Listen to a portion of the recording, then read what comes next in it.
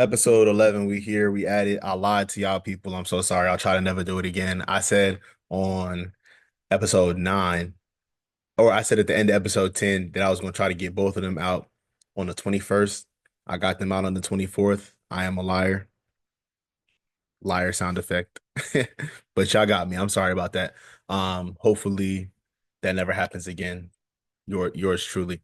Episode 11. Shout out to all them Philadelphia fans. Philadelphia might have the strongest fan base out of any fan base ever. And that's really amplified when you think about a movie like Rocky. Rocky is a movie that transcends time, that amplifies American patriotism, but specifically like Philadelphiaism.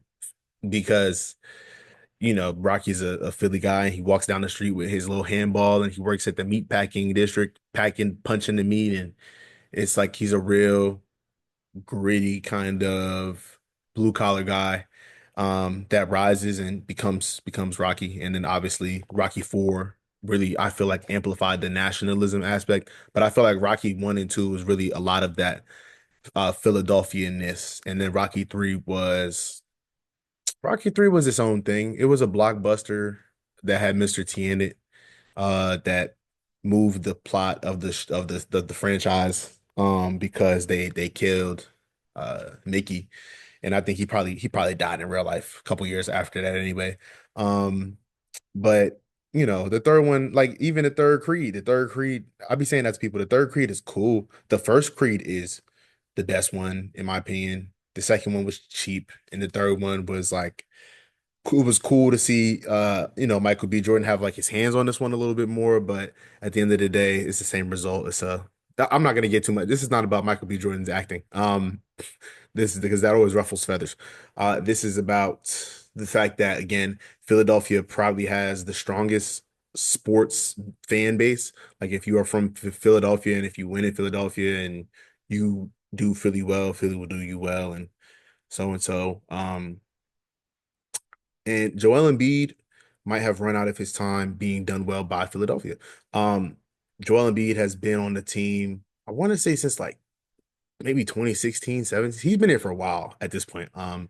Every year I look at his body of work and I'm like, well, he's only been there for this many years, or he's young, and he's starting to turn that corner. He's not necessarily 40 years old, but his knees, okay, have been through a whole lot. Like he cannot sustain the hustle and bustle of the NBA. And at the end of the day, I think it's less about the actual basketball. And that's the worst part about it for Embiid personally, I'd imagine. That has to be mind-boggling because Joel Embiid loves basketball. Everybody who plays basketball loves basketball. And you can see his passion for the game when he plays in Philadelphia, especially, but as he's played for them and represented them in the playoffs and represents them in a regular season game versus like a Trey Young or like the Knicks, these crosstown rivals who they just have so much smoke with in the Eastern Conference. Embiid makes it worth watching. Like he is the ticket for the game. But the problem is, right, he has so much finesse to his game and this and this and this. He's 7'1", 285 maybe. So and that's the thing, that's his playing weight. So out of season, some guys, go up, down. So you could imagine if he goes up, he might be like 300 out of season and he has to get down. But the point is, yeah, like when he's moving around, I think his knees are fine. But then after the game, I think that's when everything starts to hurt because then you sit there, you shower, right? Then you sit there and you might wait for a while. And if it's a home game, then you could go do press and go home, unless you're about to go on the road. But if it's one of those home games where you're about to go on the road, then you have to go do press and then go sit down on a bus and then go take a plane and sit down on a plane. And even if they have those private planes that they be having, he's a big dude, so he's gonna be kind of hunched up on the plane, or uh, I always think about that story about Russell Wilson on the plane doing his stretches. I think when they went to like Germany or somewhere far, the Steelers. Um, it was either the Steelers or the Broncos, and that joint had me weak just because it's Russell Wilson. But that's what you have to do when you're a athlete. Also, like when blood flow is essential to what you do. These guys are obviously big, muscular guys, but they need their blood to flow where they need it to flow at the right times, because otherwise they can't be athletic. Kawhi Leonard needs his knee to get blood, and his body to like circulate blood for him to play good. It's that simple sometimes from a scientific perspective. And obviously, there's so much more to it. I don't want to minimize medical science as a discipline because it's quintessential to every single aspect of every single sport at a high level. But like I said, right, like Joel Embiid is not getting enough of what he needs to play the NBA season, and you're on 40 flights a year, 40 maybe more if like you missed the All-Star break and you go somewhere else, right? Like Cabo, which everyone was getting on PG about. So the 76ers this offseason, they got rid of like I think they finally got rid of Tobias Harris. It was either the offseason or was the end of last season. They finally got rid of Tobias Harris. They kind of offloaded guys like Shake Milton, who I feel like really were contributing to the process. Whatever Morris twin they had on their team, I think they finally got rid of him.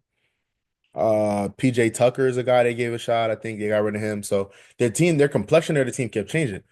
And so Tyrese Maxey is having an all-time year. Like he's really playing like the money that he's being paid, but he's playing like he wants to be the Tyrese. Right now, he's better than Halliburton to me.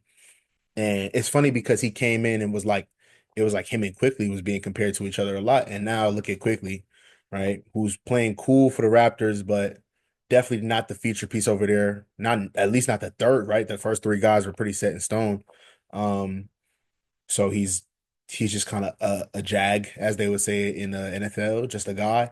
But Tyrese Maxey, he's way better than Halliburton to me right now. He's he's the Tyrese. He's the Tyrese in the NFL or NBA, excuse me. He's the Tyrese. And I feel like Paul George, right, as this big acquisition for them, was supposed to put them in a place where they felt like Tobias Harris couldn't put them, and they felt like they have Joel Embiid, he's the MVP. And for some reason, like that vindicates his ability and his health. It's like the risk on his health.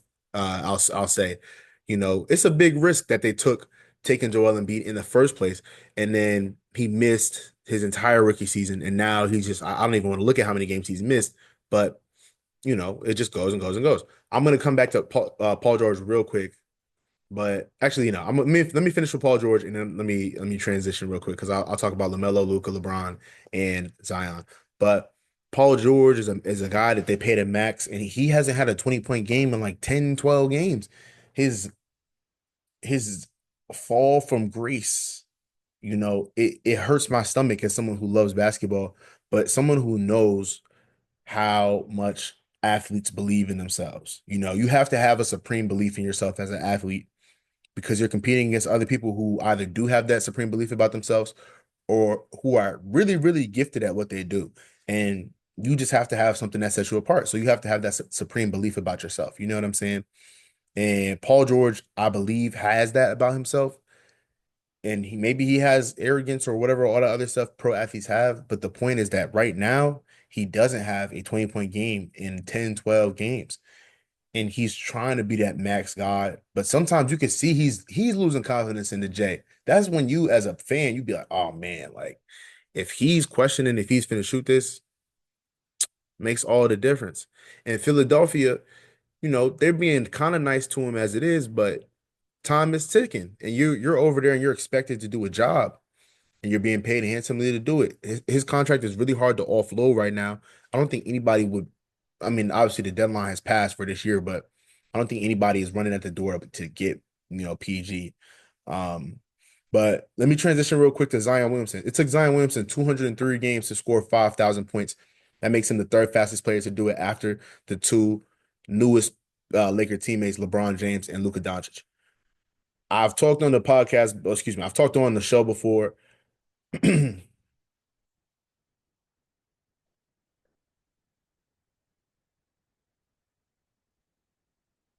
had applause for Zion. I've talked on the show before about Zion. Zion is one of the craziest talents we have ever seen on the planet, but things have gotten in the way of him seeing his full potential. He's still very young. He's missed many, many games, but 203 games, I think LeBron is like 197 and Luka's like 195 or something like that, right? And these are those top two guys that we're talking about, right? That is rarefied air. So when they're on TV trying to talk about Zion, I want them to say he's in rarefied air. They have to say that. I'm not gonna get into his personal life, bro, because there's no need to get into that. Yes, his weight did fluctuate, right? But it would be one thing if the team came out and they said, his weight is a problem, whoop de whoop, and that was the story. But it's almost like the media forced the team to say, what is your problem and say it's weight, right? Because obviously he has a weight clause in either his the contract he signed that was like 5 years, like 184, 186. I think that's his current contract. He has a weight clause in there. And if the team says something about it, then it's like, all right, like you guys can, go have free reign on this. But it's almost like the media went out of their way to discuss it, especially kicking him in while he was down, while he was going through personal stuff with the interpersonal relationship on social media, right? The media just capitalized on that. But I've not seen anybody really give shine to the fact that he has 5,000 points in the third fastest. And this is in the same league that Kevin Durant is in, Carmelo Anthony is in, Dwayne Wade is in. These guys who are generational scorers. You think about Ray Allen's first couple of years. You think about players who had quick starts to start their career who could have had 5,000 before him. No, Zion Williamson in 203 games played have 5,000 points. He's also, out of all of those players, the most double teamed player, the most double teamed player. And I'm not sure what if this is true, but I would imagine it's the most field goals because out of him, Luka, and LeBron, he shoots the least threes and he gets the least free throws. So it would make sense that it's also the most field goals, but I don't know. But Zion is supremely efficient, supremely skilled. Shout out to the big dog. LaMelo played against LeBron James, Luka Doncic, Austin Reeves, and Dalton Connect. Mark Williams obviously on the other side, and the aftermath of this trade, right? They had this game at the crypto and they wanted to see, is it worth it? Who got the best of the trade? It's not about the trade because if you can't guard LaMelo Ball, you can't beat the Hornets. LaMelo Ball is really, really good at breaking down the defense with his drive and kick ability.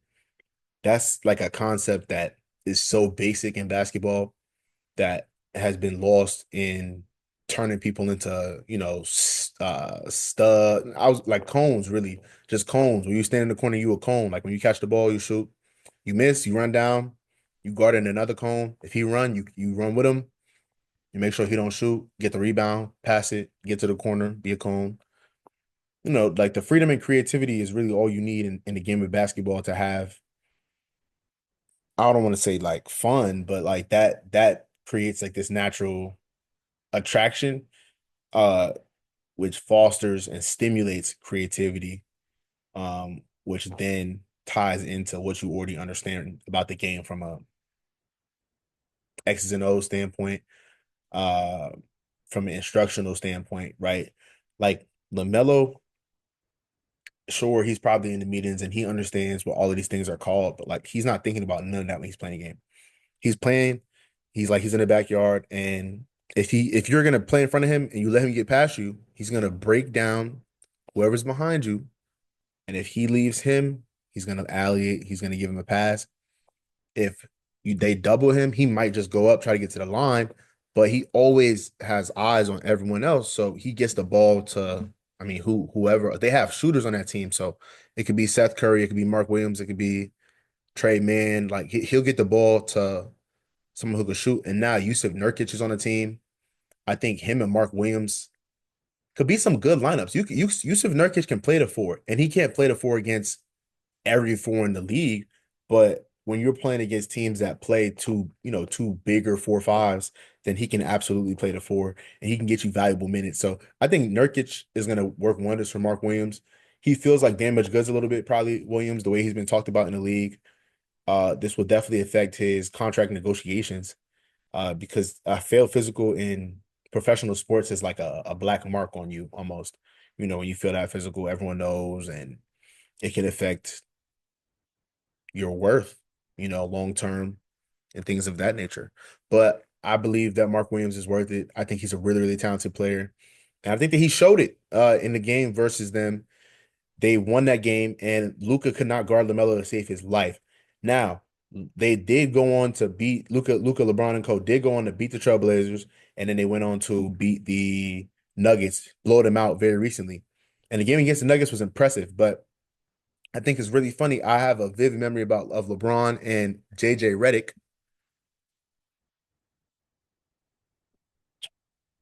who on their basketball podcast discussed the dunker spot. And Redick talked about how he didn't like it because sometimes he gets in the way in the modern NBA, whoop de whoop, right? Which is kind of like this spot in the corner, which is like almost like the short corner. But I really started to understand what was going on with that when I watched Jokic, and I watched a lot of breakdowns of Jokic, because Jokic is a player that I can sympathize with as somebody who's not athletic. Like I'm a big person who likes to handle the ball. I can't shoot to save my life, but I have bad touch around him, but I can pass. So I like Jokic. I see a little bit of similarity in the game. Um, Obviously my resume simply better than his. Fifth grade, excuse me, fifth grade sixth man of the year. Don't think Jokic has one of those. But again, Jokic has Aaron Gordon in the dunker spot, and Aaron Gordon's career has been revived on the Nuggets in this new role of his. He's not a 3-and-D guy. He's a guy who checks a wing here and there, who provides length protecting the rim, who's very athletic, who runs the floor, but who plays the dunker. And LeBron had success against the Nuggets playing the dunker spot. Ding, ding, ding, ding. How is LeBron James and Luka Doncic going to play together? People ask. Luka Doncic is going to jack up shots, let him shoot. LeBron is going to be on ball for 14 minutes. Luka's going to be on ball for 16 minutes, and Austin Reeves is going to be on ball for 18 minutes. And that's just what it's going to be, because during both LeBron and Luka's on ballness, they're going to shoot a lot. Reeves, since he's on ball for 18, he can't shoot as much as they can. He also, in my opinion, does better with the ball in his hand. He's averaging like 16, 17, but he does better with the ball in his hand. I think he's another player who, like I said, with like LaMelo, who's good at breaking down the defense, finding the open kind of guy. And LeBron in that game against the Nuggets, like I said, he's cutting from the dunker. He's finishing. He's doing it well. He's doing it at a high clip, and he's preserving his legs. He would love to play in the dunker because yes, he can play at the top of the key. He can break you down. He can hit those threes. He can do all of that stuff. But him just kind of being backdoor and on the backside of action, like on the front side, they're playing pick and roll. He's all the way on the backside, and you don't commit to him because you're committing to a guy in the lane. He's right there on the backside. That's done. Um, so yeah. Okay, let's talk about the NFL real quick, shifting gears. Shador Sanders has just been announced that he is not throwing at the NFL Combine. I don't like this just because it's just him, Tyler Show, and Cam Ward, as who I think are like three of the top guys. I think Dylan Gabriel might be a top guy. I think Jackson Dart could be a top guy. McCord could be a guy, in my opinion, and these are just going off what I see, right? I think the eye test is the eye test. So these are just going off what I see. But Shador not throwing at the combine to me is not even ducking smoke. It's just like him preserving the unfairness of it. Because why should that dictate so much in the drafting and such? I don't know. But I think that he is taking a little bit of a risk because now his pro day has got to be perfect. All of his receivers are about to be drafted. Um, he throws a great ball. And back to the point about Zion, Shador needs to be respected about the way he's talked about, just because he should have been a Heisman finalist. Like he had 74% of his passes completed. He led the Big 12 in all major statistical categories. He led some great comeback wins for the team. They went to a bowl game where they were obliterated. I understand that. However, he's the all-time FBS leader in completion percentage, and that's 2 seasons worth. And yes, you're gonna say 2 seasons is not a lot, but realistically, Joe Burrow had 2 full seasons of play, right? He didn't have a full season at Ohio State. He played 2 full seasons at LSU. And I think he completed like 70 or 69% of his passes, something like that. Shador Sanders completed 71% of his passes through 2 seasons in the FBS. In the FCS for Jackson State, he also completed many passes. I'm sure his percentage was up in the 70s, but I say all this to say that he's putting a lot of pressure on his pro day, but I think that he's fine that way. I think that he would rather have it that way, put all the pressure on, one swing at the apple or one bite at the apple instead of trying to show up three, four, five times. I'm sure he would prefer it that way, but I just don't like that. Okay. I think that that's almost like an outdated thing, just going to the combine as a top guy because many of them stopped doing it. And as a black quarterback, I think he's trying to dodge a little bit of the scrutiny that can come with throwing it poorly at the combine. But he has to understand, even if you throw poorly at your pro day, right, you will be scrutinized like they did with Teddy Bridgewater. Um, so real quick, I have a theory about the portal, about the transfer portal. This player is going in and out the transfer portal in the NFL, NBA. Excuse me, I really called them NFL, NBA. This player is going in and out the transfer portal in college athletics as we speak, but I believe that these coaches are liars, right? As I admitted myself at the top of the broadcast that I was unfortunately a liar. Many of these coaches are liars because you're not watching all of this film. There's way too much film to watch, and there's too many athletes to keep track of. So many of them are like, oh yeah, I watched 45,000 hours of film. Sure, but you don't evaluate all of these people so adequately. And so I believe that there are Twitter and Instagram pages that are being paid by college athletics in almost like a per athlete basis. Like I believe that they make these cut ups of athletes consistently that they believe these bigger schools want or should want, and they just post them and they masquerade as pages who are just trying to do exposure for the love of the game. But in reality, I believe that let's say I'm a player, they post me, I go to a mid-major and I succeed. I believe they post me and some guy under some title or some lady at some title at a bigger school, a P4 school, sees that video, sees that series of videos, contacts me, says, I'll pay you, boom. Thank you for the video. You put this person on my radar. I'm not watching all this film, but I have enough off these videos to say, I know you. So then, because that takes less than 5 minutes for them to watch 4 or 5 cut ups of 4 or 5 wins, then they contact said individual. They say, I seen you on this page, or they just try to act like they're down with that way or whatever. They offer them what they offer them, and that person is gone. This is my theory. I can't prove this, but I think that that is a lucrative business, kind of an under the table business, money opportunity that some cats are getting. Okay. All right. Now, song of the week, song of the episode, song of the day. So we have Time Machine by Willow Smith. Hear me out.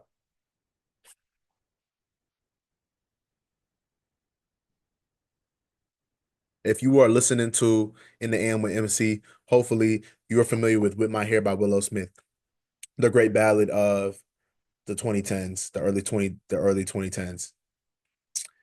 I Whip My Hair Back and Forth was a rebel anthem by the 12-year-old Willow Smith.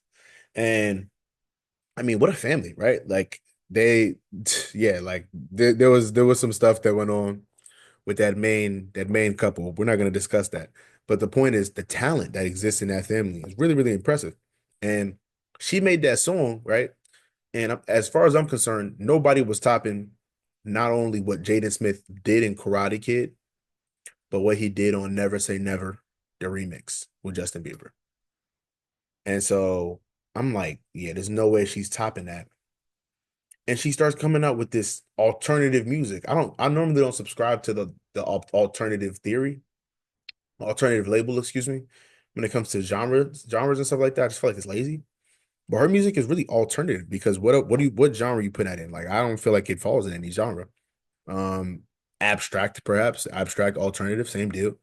And it is so good sonically. Like that's what caught me the most. Like I started listening to a lot of Willow Smith in college because I was like, you know, you we do a lot of like high like intensity like stuff, and I didn't want to listen to Lil Baby freestyle every day. So I was like, I need some other kind of music. So that's how I started listening to a lot more like soft rock and 80s soul, 60s soul, um and Thomas and Willow Smith that album she had, I can't remember what it's called, but that one I'm talking about, like that found me. Time Machine is so good to me. I think her Tiny Desk is really good. She has a lot of performances on YouTube she's done that just showcase how serious she takes the genre of music making. And she's just so good. Shout out to Willow Smith. Not sure if she's top Never Say Never remix yet, but no one really has. All right, last thing we're going to talk about here is a little bit of college basketball, just checking in. It's too early to make bets on March Madness.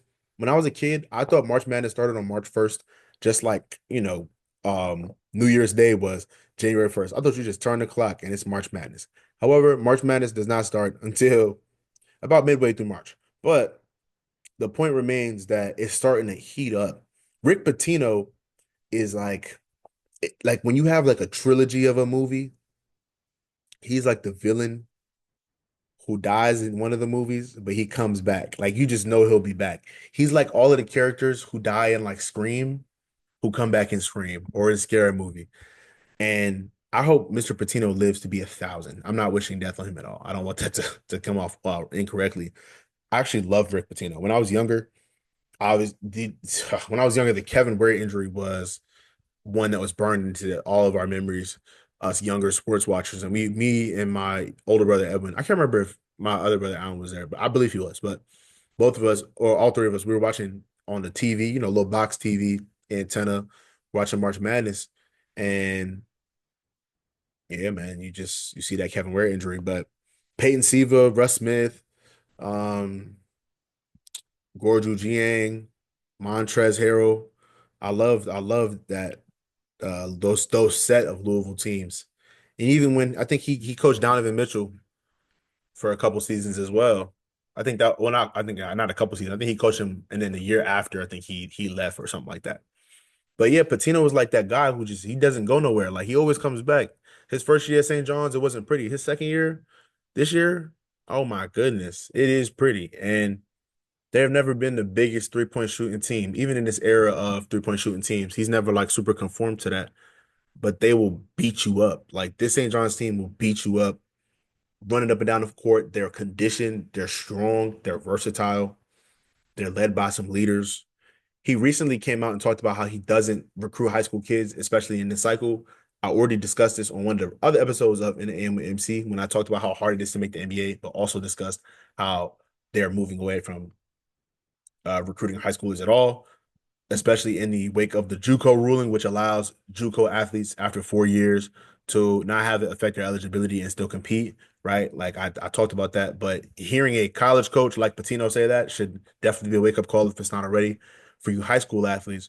But Patino has St. John's looking great. They just defeated UConn, who, despite not a shaky record, is still a very versatile team on paper. So a good win against UConn is a good win. I like Cooper Flag and Duke though. They just smacked Illinois at the Garden, and of course he did it in dramatic fashion because he's Cooper Flag. He's like a superhero. He seems like a good kid. He's like a superhero though. Cooper Flag, uh, and he will be the best player ever for for Illinois, but instead he's decided to be one of the best players Duke has ever seen. And a couple episodes ago, I said I liked him because he's a freshman, and he still is a freshman. He's a kid. He talked about wanting to come back. That's a freshman mentality because you think that you're not you think that you have an option. No way he's coming back. But next year they're set. The team is set. Even despite their coach going to the University of Miami, I believe they're one of their top assistant coaches, but they are set. How tough is the SEC, man? I mean, I talked about the female SEC for women's basketball also being incredibly tough, but the male SEC this year is really coming into its own, reminiscent of those 2006, 7, 8, 9, 10, 11, 12, kind of even moving into like 2015, 17 with like a Phil Pressey. I used to love Phil Pressey, point guard from Missouri. This SEC basketball is something. And so my favorite team in the SEC, Missouri, this year, they have Mark Mitchell, the Duke transfer. He's hooping for them. My boy Josh Gray, the horse, leading the NCAA in forced free throw violations for his team. Getting shots back. But it's really hard to win in that conference. I think whoever wins that conference tournament might just be in the best position to win March Madness just based on having seen that and played against that physicality so consistently going into the big dance. Now let's note about Texas Tech. They got that win over U of H, big win. Texas Tech is a deep team. They're versatile, but their engine on offense is none other than Elijah Hawkins. And E-Hawk, Elijah Hawkins, on paper, so far today on Sunday, September 23rd, is having his worst statistical season in a few categories, namely 3-point percentage, where he has gotten up, he went up to like almost 40% that last year at Howard going into his first year at Minnesota, his only year at Minnesota. I think he shot like 34, 36 for them, but now he's shooting like 32, 33% for Tech. But he's making them when they count. And they're smacking these good teams. He's ninth in the country in assists, has been top 10 in the country in assists in every year he's played collegiate basketball. 6.5 per game, which is down from his career high of like 7.4, but pretty consistent with his average. But two categories where he is having career high years, which are super important to note and are very, very important to this Texas Tech team success, is his free throw percentage and the amount of turnovers. His free throw percentage is 90%, which if you are an Elijah Hawkins fan, like you should be, you understand that that's one area where he struggled a little bit, especially at Howard, but he was young, right? 90%. And he has averaged as many as 4.2, 4.1 turnovers per game. He's averaging 2 turnovers a game to 6.5 assists. And if he continues to play like he can play, he continues to utilize the weapons around him, he continues to, you know, gel with the coaching in Lubbock, he might end with the best assist to turnover ratio we've seen in college basketball. And that's nothing to sniff at. Shout out to Hawkins. Shout out to Texas Tech. This is episode 11 of In the AM with MC. Thank y'all for listening to the kid. See y'all.